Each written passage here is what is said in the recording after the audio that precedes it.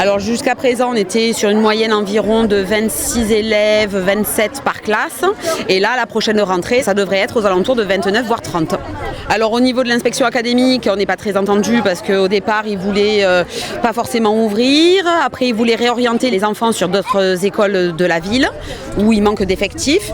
Et là, jusqu'à présent, éventuellement, ils voulaient prendre un enseignant d'une école pour le mettre chez nous. Donc on a été rencontrer Monsieur le Dazen lundi dernier à la demande de Monsieur le maire. Alors bon, aux dernières nouvelles, la dernière proposition qu'il a faite, du coup, c'est de venir compter dans ces deux écoles le jour de la rentrée. Compter les enfants assis derrière le bureau, etc. Vous ne faites pas confiance ? Non, pas du tout, c'est ça. Et donc, cette situation ? Inadmissible.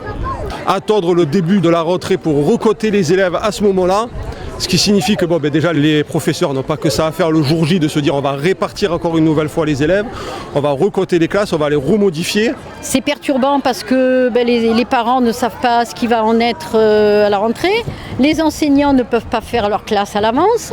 Après, ça veut peut-être dire que mon enfant, finalement, je pense qu'il va aller à Daugé ou à Canto, mais il va peut-être se retrouver au dernier moment à Tranché ou à Dilorto. On passe toutes les vacances comme ça dans cette situation un peu incertaine et c'est pas normal.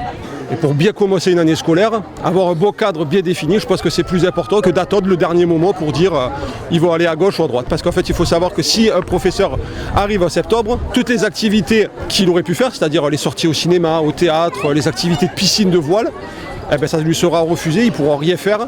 Et même pour ça, pour les élèves, là aussi, c'est encore une fois, c'est bien dommage. Il y a beaucoup trop d'enfants en fait dans les classes et j'ai un enfant en situation de handicap et du coup voilà une classe surchargée, c'est sûr que ça amoindrit son éducation quoi. La maîtresse a moins de temps à passer avec chacun pour régler les difficultés. Donc on n'en sait pas plus, mais en attendant il faut qu'on essaye quand même de continuer à se bagarrer, à défendre pour que on ait une réponse si possible avant la fin d'année scolaire sur une ouverture ou pas dans ces deux écoles.